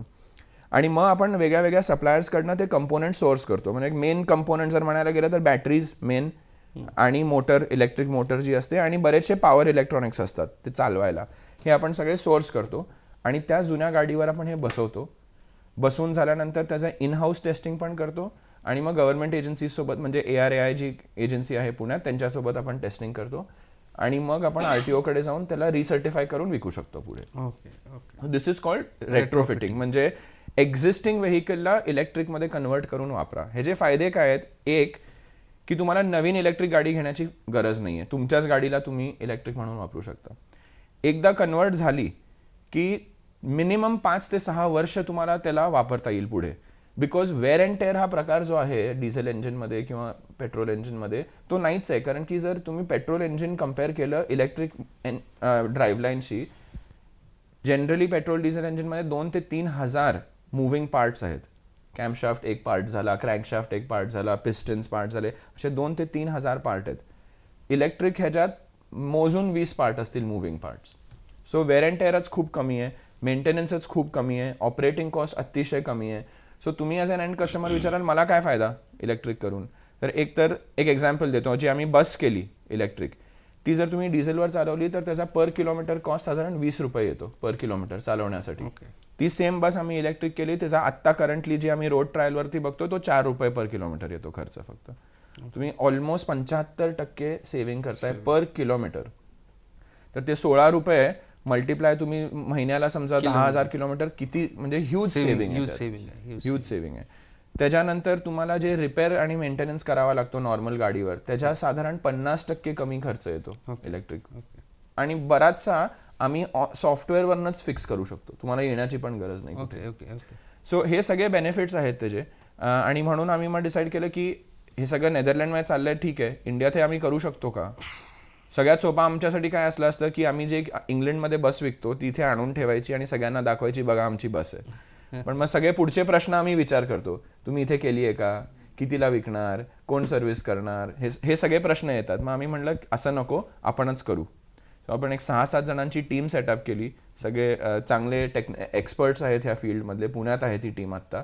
आणि मग आपण ही एक बस घेतली, फोर्स मोटर्सची एक जुनी बस घेतली, त्याला आपण पूर्ण कन्वर्ट केलं आणि ती आता रोड टेस्टिंग चालू आहे त्याचं. सोलापूर महापालिकेच्या घंटागाड्यांचा आपण करार केलेला आहे इलेक्ट्रिक घंटागाड्या, त्या संदर्भात आता कुठपर्यंत आली सर प्रोसेस. सर त्याला थोडा वेळ लागतो. जनरली काय आपण म्हणतो की जेव्हा एक नवीन व्हेकल टाईप जेव्हा आपण सिलेक्ट करतो त्याला 0पासनं प्रोटोटाईप, पहिला प्रोटोटाईप बनवायला 1 वर्ष लागतो. तर ती आत्ता जस्ट आपण नोव्हेंबरमध्ये साईन केलेला करार येतो, तर त्याला नोव्हेंबर ह्या म्हणजे 2022च्या नोव्हेंबरपर्यंत साधारण वेळ लागेल. जनरली काय पहिल्या गाडीला आम्ही मुद्दाम खूप जास्ती डिटेलमध्ये जाऊन त्याच्यावर काम करून परफेक्ट करतो. एकदा ती गाडी बनली ज्याला 1 वर्ष लागलं, मग आम्ही दर आठवड्याला 3-4 गाड्या बनवू शकतो. असं म्हणजे तो प्रोसेस खूप फास्ट आहे. मग ओके ओके. पण सप्लाय चेन सेट करणं, सर्टिफिकेशन करून घेणं, होमोलोगेशन करून घेणं, हे सगळे खूप म्हणजे मोठं काम आहे ते. तर हे वर्षभरात होईल. सो आम्ही महानगरपालिकेनं आणि कमिशनर साहेबांनी आम्हाला ही ऑपॉर्च्युनिटी दिली की सोलापुरातली कंपनी जर काहीतरी असं वेगळं करतीये तर इथेच का नाही करत आपण. तर 200 गाड्या आहेत इथे, घंटा गाड्या आता साधारण, आणि ह्यूज खर्च आहे त्याचा करंटली, डिझेलचा आणि मेंटेनन्सचा खूप मोठा खर्च आहे. तर तो जर आपण इलेक्ट्रिक केला तर ट्रिमेंडस सेव्हिंग आहे to the municipal corporation, which is very good.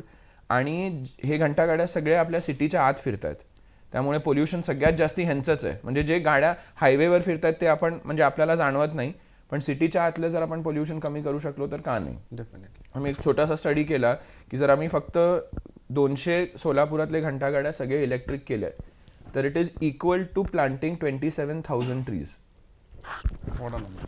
So म्हणजे तेवढा एन्व्हायरमेंटल इम्पॅक्ट येतो त्याचा. म्हणजे फक्त एन्व्हायरमेंटल इम्पॅक्ट आहे, सगळ्या अनुषंगाने होतं. आणि सर रेट्रोफिटिंग जे कॉन्सेप्ट आहे is there retrofitting only for म्हणजे मोठ्या गाड्यांना का छोट्या गाड्यांना सुद्धा? मला ऍक्च्युली कन्सेप्ट माहित नसल्यामुळे. सर होऊ शकतं, छोट्या गाड्या म्हणजे सगळ्यांना सुद्धा होऊ भविष्यात होऊ शकतं. होऊ शकतं, पण आमचा फोकस त्यात नाहीये. ओके. सो जसं कॅम्पशाफ्टमध्ये आम्ही फक्त पॅसेंजर कारला फोकस करतो. Okay. आम्ही कॅम्पशाफ्ट 2 व्हीलरसाठी 3 व्हीलरसाठी किंवा मोठ्या गाड्यांसाठी बनवत नाही. आमचा फोकस इकडे Okay. तसंच इलेक्ट्रिकमध्ये आमचा फोकस कमर्शियल व्हेकल्सवर आहे. ओके. म्हणजे 3 टनहून वरती. ओके. सर तुम्हाला आता युथ आयकॉन पुरस्कार मिळाला त्याबद्दल प्रथमतः शुभेच्छा सर. थँक्यू. प्रिसिजन टीम जी आहे ही खऱ्या अर्थाने एक सोलापूरचं गौरव मानलं जातं आणि मग प्रिसिजन टीम म्हटल्यानंतर एक कॉर्पोरेट कल्चर डोळ्यासमोर उभं राहतं. तसं मग ते कॉर्पोरेट कल्चर हे युवकांनी कसं डेव्हलप करावं याबद्दल आपण काय सांगू शकाल? Right. So I think corporate culture जे आणि आमचं DNA म्हणतो आम्ही, हे डेव्हलप करायला ओव्हरनाईट झालेलं नाही आहे. हे जे कॉर्पोरेट कल्चर तुम्ही म्हणता, एस्पेशली PCLचं 25 वर्ष झालेत त्या कंपनीला आणि माझ्या वडिलांनी. टॉप ड्रिव्हन असतं हे कल्चर, कधीही खालनं येत नाही. It is top driven. जर सगळ्यात वरचा ओनरला किंवा माणसाला ती पॅशनेटली कन्व्हिक्शन आहे की असंच करायला पाहिजे काम, तरच ते होऊ शकतं. So it has started from there. आणि अजूनही आम्ही शिकत चाललोय, अजूनही आम्ही बदलत जातो, अजूनही कल्चर हे होतंय, वाढत चाललेलं आहे आणि बेटर होत चाललेलं आहे. So what is this culture? आम्ही कायम म्हणतो ना की सिम्पल गोष्टी आहेत. कस्टमर आमचा फोकस इज नंबर 1. मग सगळं काही, मग रात्रीचे 2 वाजलेत का काही झालंय, आमचा फोकस आहे की काही कस्टमरची कंप्लेन आली तर 24 तासात त्याला ॲड्रेस व्हायलाच पाहिजे. One of our cultures. Second thing, good housekeeping and discipline in the plant. तुम्ही प्लांटला आलायत का माहिती नाही, आणि I will take this opportunity to invite all of you की प्लांटला प्लीज एकदा या.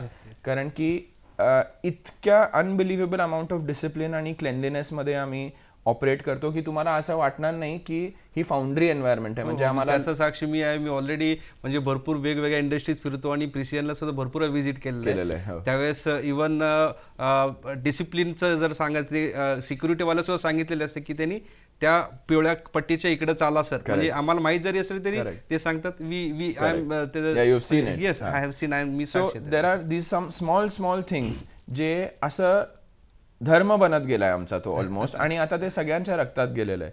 आणि it has taken many years. It has not overnight process नाही आहे. ह्यातनं चांगलं काय आम्हाला, म्हणजे आम्हाला आवडतं काय की आपले कर्मचारी जे आहेत ते हा कल्चर घरी पण घेऊन जात आहेत, आणि घरची life is more disciplined, more clean. मग कुठपर्यंत त्याचा इम्पॅक्ट जाऊ शकतो हे आम्ही बघतोय. सो एक टोटली डिफरंट आम्ही करण्याचा प्रयत्न केलेला आहे, जो जनरली केला जात नाही. जनरली काय म्हणतात, प्रॉडक्ट बनवा, विका, बघू, मागचं सगळं राहू द्या. आम्ही काय म्हणतो की मागचं जर परफेक्ट असलं तर तुमचं सगळं पुढचं नीट होईलच. So we have to keep the manufacturing एकदम perfect. So that is our culture. To your question की काय म्हणजे हे डेव्हलप कसं करावं किंवा कसं शिकावं, की काही कन्व्हिक्शन्स असायला पाहिजे स्वतःचे की सर्टन काम सर्टन पद्धतीनेच करायला पाहिजे. आता एक आमचं उदाहरण देतो की पंक्च्युअलिटी आणि टाइमलीनेस इतका इम्पॉर्टंट आहे आमच्यासाठी. प्रिसिजन गप्पा हा प्रोग्राम असतो एव्हरी इयर. 6:25 चालू होतो तो, आणि जरी चीफ गेस्ट नसला तरी आम्ही 6:25 प्रोग्राम चालू केलेला आहे in the past.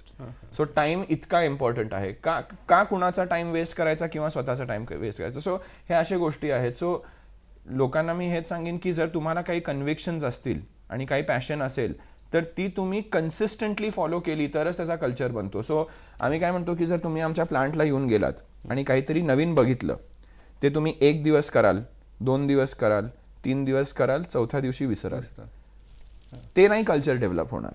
Culture the most सगळ्यात डिफिकल्ट पार्ट आहे की कन्सिस्टन्सी आणि सस्टेनेबिलिटी. ते तुम्ही कसं वर्षानुवर्ष टिकवून ठेवाल. सो आता आमच्यासाठी वेगळा चॅलेंज कसा आहे की हा सेम कल्चर आमच्या अक्वायर्ड कंपनीजमध्ये कसा द्यायचा. आणि तुम्ही विचार करा की ती कंपनी पण 30 वर्षांपासून एका वेगळ्या कल्चरमध्ये काम करते. सो हे सगळे येस म्हणजे युथनी सस्टेन करायचं असेल तर ते डिसिप्लिन इज मोस्ट इम्पॉर्टंट, आणि कल्चर हे मोस्ट इम्पॉर्टंट आहे. त्यानंतर कोणाला विचारायचं? नमस्कार सर, मी भुवर्ण आहे. तर सध्या वर्कफोर्स सेंटर प्रायव्हेट लिमिटेडमध्ये HR म्हणून वर्क करते. तर नॉर्मली माझा असा एक क्वेश्चन आहे की कार्यकारी संचालक या नात्याने सध्या आपल्यावर कोणती जबाबदारी आहे? आय थिंक बऱ्याचशा आदल्या प्रश्नांमध्ये मी हे आन्सर केलं. पण एक जसं म्हणलं ना म्हणजे as सर a- रोजचा as a दिवस director, कसं रोजचा हा दिवस तो वगैरे, तर हा. सगळ्यात चांगलं पार्ट काय आहे ह्या पोझिशनमध्ये असण्याचं की एव्हरी डे इज डिफरंट. कुठलाही असा टिपिकल रुटीन हे करायचं आहे मग हे करायचं असं नाही आहे. प्रत्येक दिवस वेगळा असू शकतो. एक गोष्ट आम्ही फक्त काय करतो की जेवढे आमचे इंटरॅक्शन्स आहेत वेदर लोकल टीमसोबत किंवा आमच्या जगभरातल्या प्लांटसोबत, जितकं करू शकतो तेवढं आम्ही प्लॅन करून ठेवतो. सो जर तुम्ही माझा कॅलेंडर किंवा माझ्या वडिलांचा कॅलेंडर जनरली बघितलात तर पुढच्या 3 महिन्यांचं प्लॅनिंग आम्ही ऑलरेडी करून ठेवलेलं आहे की कुठल्या दिवशी किती वाजता कुणासोबत मीटिंग आणि त्याचा अजेंडा काय आहे तो आत्ता माहिती आहे. त्यामुळे एक क्लॅरिटी असते की जेव्हा आज सोमवारी सकाळी ऑफिसमध्ये येईन तेव्हा हा आठवडा काय काय करायचं आहे साधारण एक क्लॅरिटी असते की हे. आणि जनरली माहिती आहे की ह्या कंपनीत हा इश्यू चालू आहे तर ह्याला ॲड्रेस करायचं आहे. असं आमचा ऑब्जेक्टिव्ह काय असतं की फायर फायटिंग नाही करायला पाहिजे. आग लागली आहे विझवा, आग लागली आहे विझवा, हे फायर फायटिंग म्हणतो आपण. तर हे न करण्यासाठी काय आहे, planning is most important. So जर मी माझ्या मॅनेजमेंट टीमसोबत समजा आता नेदरलँड्समध्ये मी नाही रोज भेटू शकत त्यांना, मी रोज जाऊ शकत नाही तिथे, ते पण येऊ शकत नाहीत. ॲटलिस्ट डेफिनेटली मी काय करू शकतो की दर आठवड्याला ह्या दिवशी इतके वाजता वाटेल ते हुदे बोलायचं आणि व्हिडिओ कॉलवर बोलायचं. काही नसलं ना बोलायला तरी कनेक्ट करायचं. ओके. सो दॅट एक कनेक्ट राहतो कायम आणि एक 3-4 पॉईंट्स कायम असतात जे आपण रिटच अपॉन करू शकतो किंवा हे करू शकतो. सो तो एक गोष्ट झाला. आय थिंक काही part of the day goes into social activities जे आपण फाउंडेशनमधनं करतो, एज्युकेशन हेल्थकेअरमध्ये. खूप महत्त्वाचं असं सुद्धा आहे की इतके आता सगळं विस्तारलेला बिझनेस आहे पण स्वतःसाठी टाईम काढणं, फॅमिलीसाठी टाईम काढणं, स्वतःच्या हेल्थसाठी टाईम काढणं अतिशय इम्पॉर्टंट आहे. सो मी, माझे फादर, माझे सगळे फॅमिली आम्ही काही म्हणजे कितीही डिफिकल्ट डे असला तरी 1 तास 1.5 तास जिमला जाणं, स्पोर्ट्स खेळणं, काहीतरी फार महत्त्वाचं आहे. आणि काहीतरी हॉबीज असणं फार महत्त्वाचं आहे. सो असं नाही आहे की work and work alone. So work and प्लेचा मिक्स असल्याशिवाय it can't work. I think one of my most important काय म्हणतात वर्क्स म्हणजे माझ्या कामातलं सगळ्यात मोस्ट इम्पॉर्टंट हे आहे की पुढची झेप घेण्यासाठीची टीम बिल्ड करणं. मी एकटा सगळं करू शकत नाही, कोणीच करू शकत नाही. सो ती एक केपेबल टीम बिल्ड करणं जी पुढची 5 वर्षाची फ्युचर बघू शकेल, 10 वर्षांचं फ्युचर बघू शकेल, ते आत्ता करणं महत्त्वाचं आहे. So I think that is one of my most important task in the current role. Okay okay okay. तर डेली तुम्ही स्वतःला कसं अपडेट करता?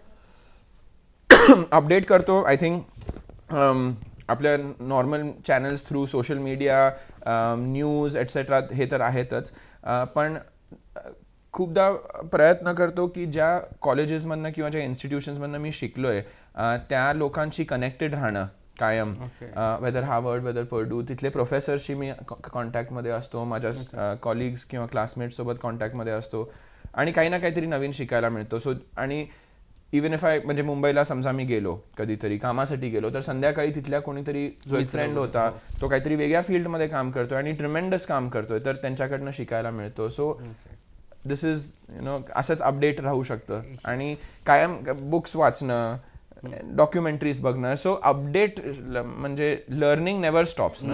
So that's how. थँक्स. पुढं कोणाला काही question? Hello sir, I am Tejaswini. So my basically question is based on employability. Solapur सारख्या शहरामध्ये तरुणांसाठी कोणकोणत्या रोजगाराच्या संधी उपलब्ध करून देता येतील आणि या व्यतिरिक्त जर या तरुणांना स्वतः काही व्यवसाय सुरू करायचा असेल तर त्यासाठी कोणकोणते स्किल्स त्यांना एक्वायर करावे लागतील? I think great question. एम्प्लॉयबिलिटीमधला मी जसं थोड्याशा टाईम आधी एक उत्तर दिलं की soft skills are much more important than your technical or hard skills, at least to start with. तुमच्या एम्प्लॉयरची रिस्पॉन्सिबिलिटी आहे बऱ्याचशा वेळेस की तुम्हाला ट्रेन करा, तुम्हाला अपस्किल करा, तुम्हाला ते स्पेसिफिक जॉब ट्रेनिंग द्या. पण हे सॉफ्टवेअर स्किल्स जे आहे, नीट बोलणं, नीट प्रेझेंट करणं, प्रॉपरली ड्रेस करणं, हे सगळे सिम्पल गोष्टी वाटतात पण हे सगळे करणं फार महत्त्वाचं आहे for you to be in a corporate environment जिथे तुम्ही फक्त इंटरनल नाही आहात ना. म्हणजे तुम्ही एका कॉर्पोरेट एन्व्हायरमेंटमध्ये जेव्हा काम करता तुम्ही फक्त इनवर्ड लुकिंग काम करत नाही आहे. तुम्ही कस्टमरशी इंटरॅक्ट करता, सप्लायरशी इंटरॅक्ट करता, बँकर्स, इन्व्हेस्टर्स, बाहेरच्या जगाशी इंटरॅक्ट करता. तेव्हा आमची एक्सपेक्टेशन असं आहे की सगळ्यांनी एकसारखा इमेज असावा कंपनीचा. जेव्हा माझा कुठलाही प्रतिनिधी बाहेर जाऊन बोलतो तेव्हा हा युनिफॉर्म घालून बोलतोय किंवा हा लोगो घालून बोलतोय. So that has to be common across everybody. So that is our expectation. I think from सोलापुरात काय करू शकतो आणि काय नाही, I think we ourselves are trying our level best की इथे एम्प्लॉयमेंट कशी जनरेट होऊ शकते आणि टिकू शकते. So from our manufacturing business I hope that in the coming years जे आमचं EV मधली वाटचाल आता चालू झालेली आहे, I hope that we can bring some of that to Solapur. आता आम्ही खूप छोट्या प्रमाणात पुण्यात एका ऑफिसमध्ये म्हणजे प्लांट वगैरे तर काही नाहीच आहे तिथे. आम्ही जनरली ARAI सोबत वगैरे काम करतो, पण 5-6 लोकांचीच टीम आहे. जशी ती वाढेल आय होप की जसं आमचं प्रोडक्शन वाढेल की ते इथे करता येईल. आणि आय एम शुअर की आज मी फर्स्ट टाईम आज सोलापूर युनिव्हर्सिटीला आलो आहे आणि आय एम शुअर की इथला कॅम्पस बघून आणि इथले फॅसिलिटीज बघून आय एम शुअर की काही ना काहीतरी युनिव्हर्सिटीच्या लोकांसोबत सुद्धा काम करून पुढे नेता येईल ह्याला. आणि आय होप की असे काहीतरी कोलॅबोरेशन्स करता येतील. हे सोडून what I always have really said की Solapur is like a Tier 2 Tier 3 city. लहान सिटी आहे. बरेचसे मोठे सिटीज सॅच्युरेटेड आहेत, सगळं आहे तिथे आणि options are more than enough. तुम्ही कुठल्याही गोष्टीत बोला, पुण्यासारखी सिटी बोला, कॉलेजेस शेकडो आहेत, बरोबर, रेस्टॉरंट्स हजारो आहेत, मूवी थिएटर सगळं आहे. म्हणजे तुम्ही नाव घ्या, एव्हरीथिंग इज इन अबंडन्स. सोलापुरात आहे का ते? नाही आहे. आज आपलेच लोक बाहेर जाऊन तेच करतात जे इथे करत नाही. बरोबर, सगळं पुण्याला जाऊन आपण तेच गोष्टी करतो जे इथे नाही आहेत. सो ऑपॉर्च्युनिटी कुठे आहे? इथेच आहे ना ऑपॉर्च्युनिटी. सो जर युवकांना कुठलाही नवीन बिझनेस बघायचा असेल तर मी काय म्हणतो की गॅप्स शोधा. मार्केटमध्ये गॅप्स कुठे आहेत? म्हणजे कुठल्याही जे आज जगातले सगळ्यात मोठे कंपनीज आहेत, टेस्ला, आपण एक EV बद्दल बोलतोय म्हणून बोलू, अख्खं जग डिझेल आणि पेट्रोल गाड्या बनवतोय. एका माणसाने विचार केला नाही मी ह्या इंडस्ट्रीला रेव्होल्युशनाइज करणार आहे आणि इलेक्ट्रिक गाड्या बनणार आहे, आणि त्या एका माणसाने ते गॅप शोधली आणि काय करतोय, म्हणजे अनबिलिव्हेबल आहे. तर तसेच तो एक खूप मोठी स्केल आहे. It can be a very small scale also. You can say की ह्या प्रकारचे रेस्टॉरंट सोलापुरात नाही आहे, पण मला दिसतंय की पुण्याला जाऊन आपण सगळं तेच खातोय, तर इथे का नाही असू शकत ते. सो हे जे स्मॉल गॅप्स आहेत ते इथे आहेत. मोठ्या सिटीजमध्ये नाही राहिले ते गॅप्स. आणि competition is unbelievable in big cities. तिथे सॅच्युरेट झालेलं आहे आणि ते गॅप्स अवेलेबल आहे, तर इथले गॅप शोधून त्या सॅच्युरेशन झालेलं. आणि जे आपले म्हणजे युवकांबद्दलच बोलतोय तर हे पण मी सांगतो की आपण बऱ्याचदा लाईफस्टाईल प्रॉब्लेम्स बद्दल कंप्लेन करतो की इथे हे गोष्टी नाही आहेत जे मुंबईत आहेत. मग कुणाची रिस्पॉन्सिबिलिटी ती करणं? आपलीच आहे ना. मग आपण फक्त कंप्लेन करतो आणि आपण बरेचदा बाहेर जाऊन, आणि माझे वडील पण कायम हेच म्हणतात आणि मी पण तेच म्हणतोय आज, की आपण बाहेर जाऊन सोलापूरबद्दल वाईट बोलतो, पण आपण काय करतोय त्याला चांगलं करण्यासाठी. So it's everybody's responsibility to say की we have to make it a better city, better place. So त्याला जोडूनच अजून एक विचारतीये सर, मेक इन इंडियाच्या धर्तीवरती मेक इन सोलापूर पण शक्य आहे? ऍब्सोल्युटली आहे. पद्धतीने होऊ शकेल? म्हणजे तुम्ही आमचाच बिझनेस बघा, मागच्या 25 वर्षांपासून मेक इन सोलापूरच करतोय. आणि जस्ट नॉट म्हणजे आय थिंक PM मोदींनी पण हेच म्हणलंय की not just make in India विचार करा, but make in India but make for the world, असं त्यांनी एकदा म्हणलं होतं. की फक्त डोमेस्टिक मार्केट बघू नका तुम्ही, की तुम्ही इथे बघून अख्ख्या जगाला पुरवठा करू शकता का हा विचार करा, जो आपण करतो आज PCL मधनं. म्हणजे सोलापूर सारख्या सिटीमधनं तुम्ही विचार करा, असे प्रॉडक्ट्स बनतात जे मर्सिडीज, BMW, Volkswagen सगळ्या गाड्यांमध्ये जातात आज. आणि सो जर विल पॉवर आणि पॅशन असली तर होऊ शकतात हे गोष्टी. आणि वी आर एक्स्ट्रीमली प्राऊड, आणि आम्ही कायम हे म्हणतो की 1800 लोक आहेत इथे PCL मध्ये काम करणारे, सगळे सोलापूरचे आहेत. All of them. So if people from here can create such a difference, तर मेक इन इंडिया तर पॉसिबल आहेच, मेक इन सोलापूर तर डेफिनेटली पॉसिबल आहे. सो आम्ही प्रयत्न करतोय. आमच्यासारखे अजून खूप इंडस्ट्रीज आहेत आणि आम्ही एकटंच नाही आहे. MIDC मध्ये एरियात खूप इंडस्ट्रीज आहेत जे खरंच पुढाकार घेऊन काम करण्याचा प्रयत्न करतायत. सो आय थिंक पॉसिबल तर आहेच. Make in India, make in IT, Solapur या सगळ्या गोष्टी पॉसिबल आहेत. फक्त इच्छाशक्ती सगळ्यांची प्रबळ पाहिजे. इफ वी से आपण फक्त प्रॉब्लेम्सच बघितले तर ते होणार नाही. येस. सर आता ऑलमोस्ट आमच्या सहकाऱ्यांनी सगळ्यांनी बरेचसे क्वेश्चन विचारले आणि सगळ्याचा गाभा जसं युवकांसाठी होता आणि सोलापूरच्या आता युवकांसाठी होता, तर सर प्रिसिजनकडून काय आता सोलापूरच्या युवकांसाठी काही तुमचे प्लॅनिंग्स आहेत का त्यांच्या डेव्हलपमेंटसाठी? सर प्रिसिजन फाउंडेशनच्या थ्रू आमचा खूप प्रयत्न असतो की लहान मुलांना जे जिल्हा परिषदच्या स्कूल्समध्ये आहेत, कॉर्पोरेशनच्या स्कूल्समध्ये आहेत, त्यांना आपण बेस्ट ऑफ टेक्नॉलॉजी देऊ शकतो क्लासमध्ये एंगेजमेंट वाढवण्यासाठी. सो तो तर कार्यक्रम चालूच आहे. गप्पांच्या ह्या वर्षीच्या प्रोग्राममधनं आम्ही थोडा असा वेगळा प्रयत्न केला की यंगर क्राऊडला थोडंसं अट्रॅक्ट करण्यासाठी असा एक जो तुम्ही यूट्यूबवर भाडीपा बघितला असेल तर त्यांना आपण आणलं होतं गप्पांवर. सो असं आम्ही थोडा एंगेजमेंट करण्याचा प्रयत्न करतोय. But in other ways CSR नाही, पण आम्ही डिरेक्टली कंपनीच्या थ्रू 2-3 असे प्रोजेक्ट्स केलेले आहेत जे ॲक्च्युली आम्हाला टॅलेंटसोबत एंगेज होण्याची ऑपॉर्च्युनिटी देतात.